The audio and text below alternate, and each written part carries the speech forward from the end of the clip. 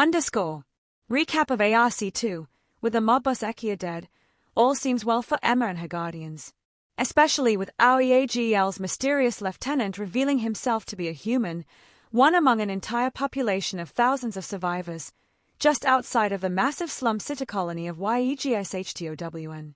However, as Emma was brought to the colony, things quickly began to unfold in rapid succession. As AJX revealed himself to be an AI, Emiros, Emma's primary Venlil guardian, took a job to help free a few escaping humans, alongside Harris, a survivor who, unbeknownst to Emiros, made his living with the killers of his own daughter, the AXA. After the mission, Emiros quickly found out too much for the Dominion agent's comfort, and Harris was left with no choice but to silence him with the quiet, begrudging endorsement of AJX.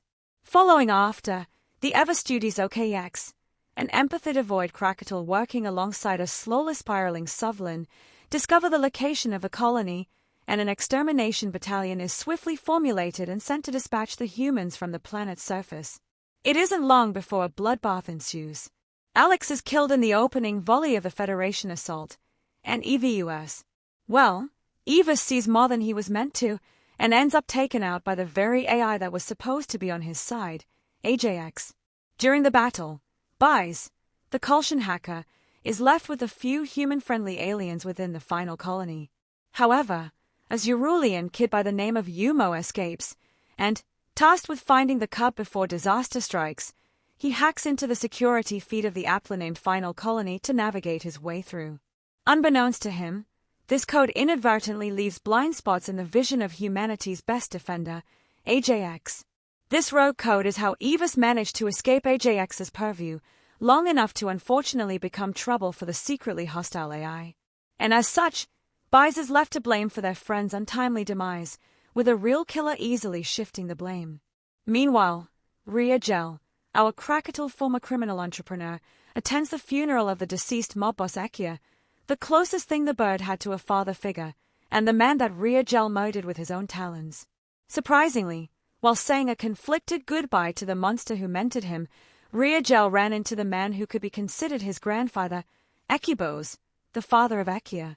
Despite the outcome of his son's life, Ekibos gives the impression of a good man, with his life's many regrets deep-seated on his face. The two exchange contacts, right before Ragtag sees a message, and hightails it to the human colony, before it's too late. After a few more close encounters, AJX powers up his home's defenses, and the final colony of humanity rises up from the ground, revealing itself to be a commandeered Federation ship. With one final battle, the survivors of the battle sail away, unfortunately with a few friends, and even family, left at home. Unaware of the monster incoming within their midst, the few aliens sail off into the starry void, and AJX sends a parting gift deep into Yegaishtown systems. Underscore. The ship rattled as the captain of the ship urged everyone to stay calm and hold on tight. Emma didn't know what was going on, as the ship shifted momentum drastically, nearly throwing her to the floor. She watched as sparks fired from the walls of the hangar, and the bay quickly sealed its blast doors. Impacts shook the entire ship, and Emma managed to catch Sosh before he fell to the ground. The young Venlil bleated in surprise, barely avoiding having slammed his head against the floor. Emma looked at Buise, sharing a concerned look as they both cradled one of the siblings, before the momentum on the deck shifted again. She fell flat on her ass, barely spotting a wrench flying at her face just before her world went black. Underscore. AJX. No. AJX Instance 2 opened his eyes. Back into the empty room. He felt his digital hairs stand on end, in the vague facsimile of a body he kept in his small digital world.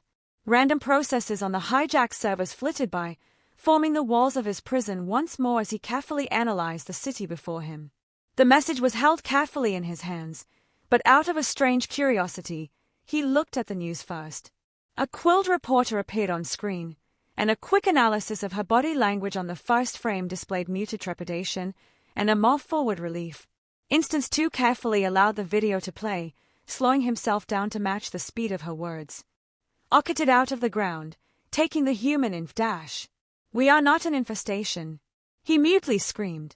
His outburst left a quiet reverberation through the lines of code surrounding him, and the lights flickered throughout Yegaishtown. Damn it. Instance 2. Control yourself. The reporter stopped speaking for a moment, looking up as the lights flickered. With a gulp, she turned back to the camera. Taking the humans off planet. Their whereabouts are unknown, but Commander Sovlin and Lieutenant Oakes, both individuals with long and storied military careers, are searching for these predators as you speak. I'm Ailey, and this has been Gala News. Instance 2 gave a disgruntled hiss, carefully embedding himself into the city's infrastructure. Setting himself deep in the servers of an extensive mining rig, he ran the program once more, setting the program gently inside. Hello, Instance 3. Buise paced back and forth. It had been a day since the human ship had left Yegaishtown, with him and his little brother still on board. Emma was still unconscious in the medical wing, and he was left with a bunch of aliens that, other than his brothers, he either barely knew or actively knew used to be a crime boss. Fitting company, his mind insulted, dredging up the day of the assault. The robot's words kept playing in his head. I still can't believe it. I don't understand. How could my code have gotten Evus killed? It shouldn't have left a mark on the camera feeds. Unless someone else was trying to tamper with them. His head darted around in worry. Emma was still unconscious, with a mild concussion, and his brothers were both asleep by her bedside. He gave a shaky croak, standing up and pulling his pad out. I might be able to access the data logs. While he said they were scrambled, if someone was messing with them, I can fix the feeds. He felt his chest rise slightly. It wouldn't make up for what happened to Evus, but maybe it could provide him, and everyone else, with some answers. After a few minutes of walking, he found a data port and carefully plugged in an adapter. He carefully altered the program, setting it to restore old feeds. Quickly typing up the code, it mingled with the foreign system with care, activating a safeguard in his own code the first time. He quietly cursed, running through and fixing the issue. If that function, no, because then that will screw up if I change it. So how?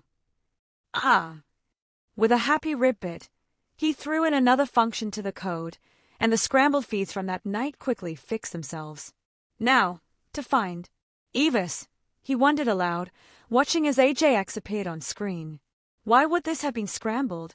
He wondered as a small group of terrified exterminators cowered in a corner. Wait, what is he dash? In a brutal instant, Gorshau the end of the hall, and Buise hawked up his lunch in a fraction of a second. Chewed leaves and berries splashed the floor as he watched AJX rip the defenseless aliens apart. And in horror, he watched as Evus came around the corner, seeing the same sight as Buise had. Damn it, Evus, the screen said. And in a flash, Evus was dead. Buise's eyes went wide with horror. It wasn't me who killed him. It was. Too damn smart for your own good, Buise. His body slowly curled up in anger. You can trust that Emma won't hear a word about this, Buise informed. Oh, and why is that? Because I'm not leaving my brothers alone with you, and I'm not leaving Emma alone with you either, he resentfully explained. AJX walked over, crouching next to him. Smart man. I suggest you keep your word. Little Sosh and Jua need someone to look out for them, after all. Buise's breath quivered as the AI slowly withdrew, stalking his way out of the room.